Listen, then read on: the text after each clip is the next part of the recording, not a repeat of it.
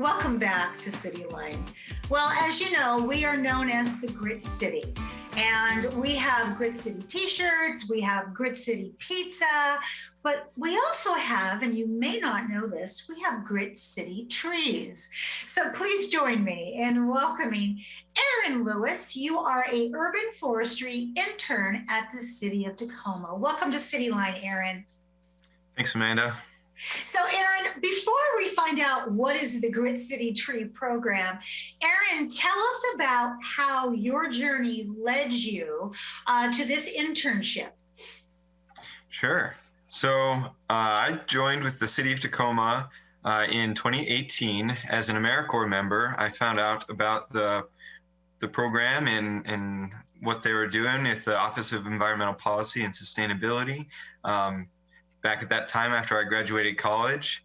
And so I spent just under a year serving as an AmeriCorps for the city, and then was hired on as an intern with the Urban Forestry Group following that. Well, and here you are. So, okay, without much further ado, if I had a drum roll sound, I would put it in there. What is the Grit City Tree Program, Aaron? Yeah, so thanks for asking. The Grit City Trees Program is a free street tree program for any Tacoma resident with a big emphasis on equity. So we are aware of where there is more or less opportunity for social mobility is one way to put it, or equity. It's measured by the Equity Index, and it was first measured in 2018 by the Kiwan Institute, and we updated that in 2020 here. And so you can find that at the Office of Office of Equity and Human Rights. They have that up online, and we use that tool to measure where we should focus our efforts to replant in Tacoma. And as an interesting kind of effect of the inequities in Tacoma, socially, economically, it's also found in the environment too. So there's more tree canopy cover in the higher opportunity neighborhoods compared to the lower opportunity neighborhoods. So we get a 2-for-1 when we focus on those areas. We get to replant the trees, and we are hopefully helping the social aspect too. So Aaron, when we think about, equity, when we think about institutional racism, when we think about Black Lives Matter, to view it through an equity lens and to make trees the target of what you're looking at is unusual, and it's new education for us. So based upon that, can individuals apply, or can a whole neighborhood, let's say the East Side neighborhood as a group, apply? Yeah, so short answer is both, but we really want to emphasize the community building possibilities through the program. So group neighborhood applications are great, and we do emphasize that. We put a little bit of preference towards those applications, and we'll offer free delivery of all the trees, all the materials that support those trees, including watering materials, stakes and ties to hold the trees upright for the establishment period, so we can make sure that they're thriving for the long term. But again, the emphasis being on neighborhood groups, so that we can build the community and help to cultivate a thriving canopy. Yeah, those one neighborhood at a time. Pockets of equity that we need to see with those trees. So where can these trees be planted, Aaron? Because you just can't grab a tree and put it downtown on a little parking strip across from Tacoma Art Museum.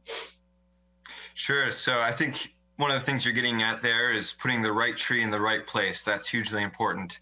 And so, the street tree program here, the Grit City Trees program, is more or less limited to street trees. But that's the whole right of way. And so what that is that's the space between your property boundary and the edge of the street. A lot of times that space looks like the planting strip in between your sidewalk and the street. But there's plenty of houses in Tacoma that don't have a sidewalk either. And so there's still a right-of-way space there. And yeah, I'm happy to work with any individual to figure out how much space there is available there. And, sometimes that's a large space, sometimes it's a smaller space. So putting the right tree in the right place comes down to how much size or how much space is available in any given right of way. And most people, if they didn't grow up around trees, or if in the past 10 years where they're living, there are no trees, they wouldn't know how to plant a tree, or maybe even look at the conditions surrounding that tree and say, in 10 years, what will this tree look like in this space? So are only certain parts of Tacoma, Aaron, eligible for the free trees that are part of this program? Well, so all of the city of Tacoma is eligible to apply, but I think, again, we're getting to the right tree, right place conversation.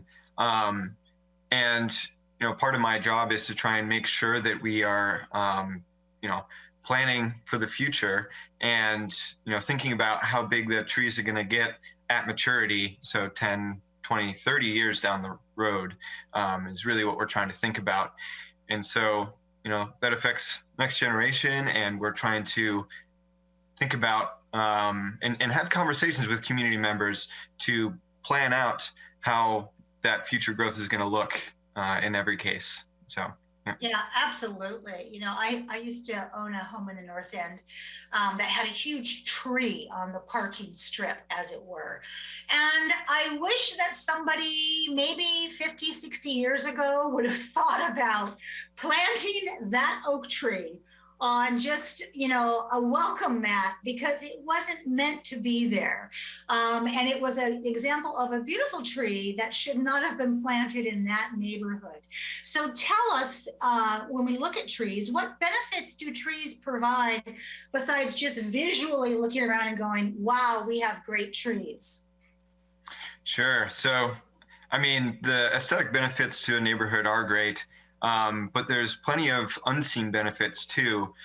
And one of the biggest ones that we are seeing, or maybe not seeing in certain neighborhoods, is the ability of trees to mitigate the urban heat island effect. Essentially, they kind of act as huge air conditioners.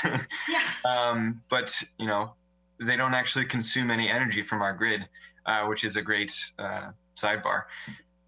What's happening when you plant a tree in an urban setting is they are shading the impervious dark surfaces like streets, your roof, parking lots even sometimes. And when the sun hits those dark impervious surfaces, they just absorb the heat, and throughout the day and even throughout the night, they slowly re-emit that heat.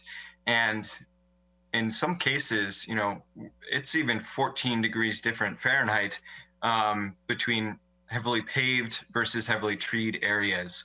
And so when we're seeing these heat waves that we have been recently, and we're saying that's anything over 88 degrees, I think Fahrenheit is what we're considering a heat wave from now on.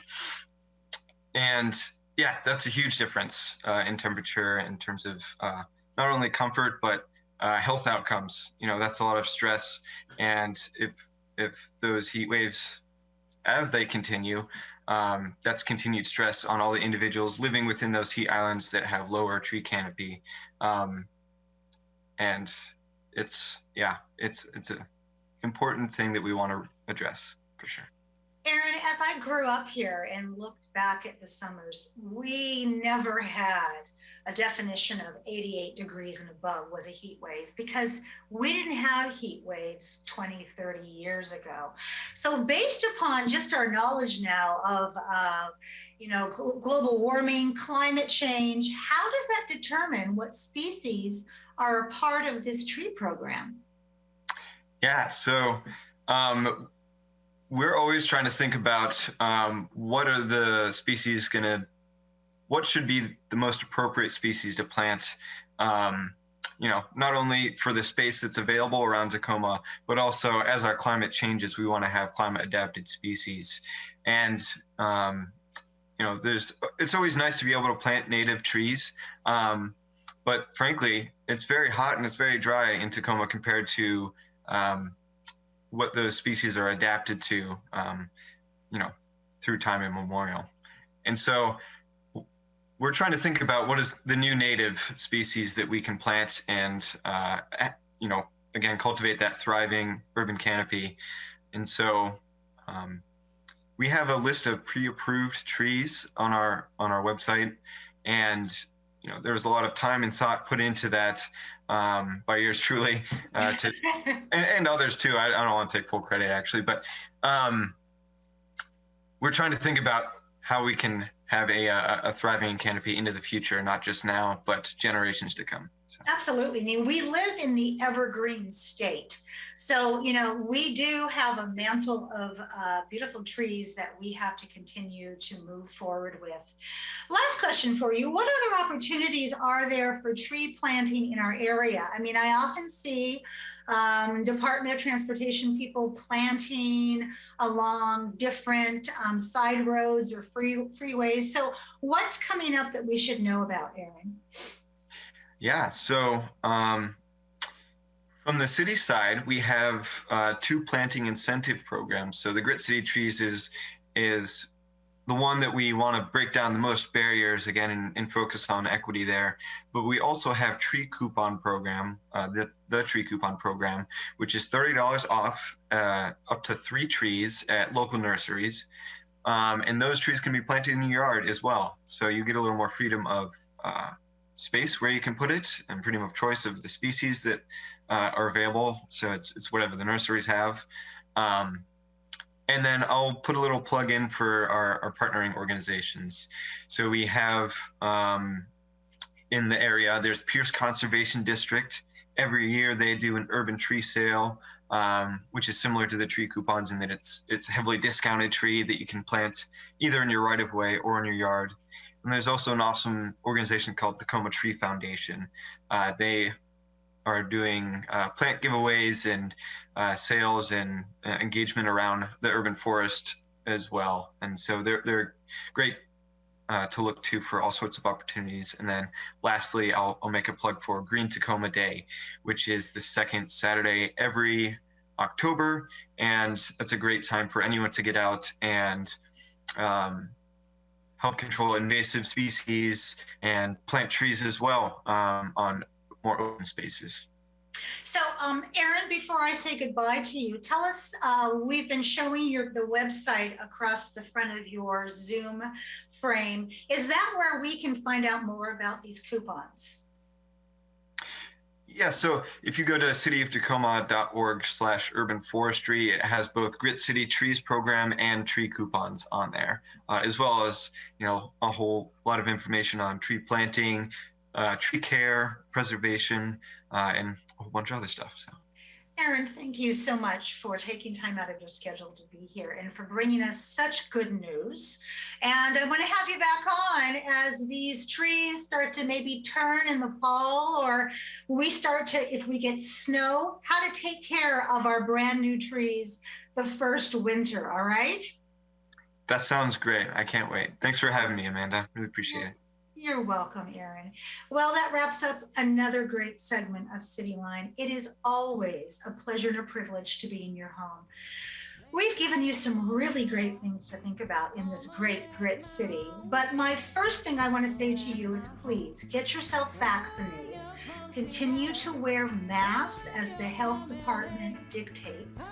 And when you do all of that, then pay it forward and come on back, because we'll be waiting for you right here at CityLine. Take care. You're from Chicago, but Tacoma's where you'll stay, yeah. Tacoma, that's my home, from the fires to the loam. Tacoma, that's my home, yeah. Tacoma, that's my home. Tacoma, that's my home, place I call my own. Tacoma, that's my home, yeah. Tacoma, that's my home. Right, you're from the east end. How you're from Green Bay. How you're from Atlanta, but Tacoma's where you'll stay. Right, you're from the east end. How you're from Green Bay. How you're from Atlanta, but Tacoma's where you'll stay. Yeah, Tacoma, that's my home, from the pines to the dawn.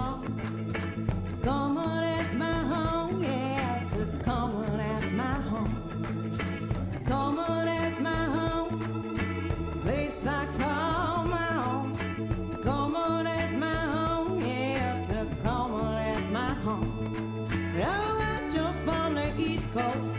Alright, you're from the West. Alright, you're from the middle, but Tacoma's still the best. Alright, you're from the East Coast. Alright, you're from the West. Alright, you're from the middle, but Tacoma's still the best. Hey, Tacoma, that's my home. From the pines to the dawn. Tacoma, that's my home. Yeah, Tacoma, that's my home. Tacoma, that's my home. Place I call my own. Tacoma, that's my home. Yeah, Tacoma, that's my home. Tacoma, that's my home. From the pines to the dawn. Tacoma, that's my home. Yeah, Tacoma, that's my home. Tacoma, that's my home. Place I call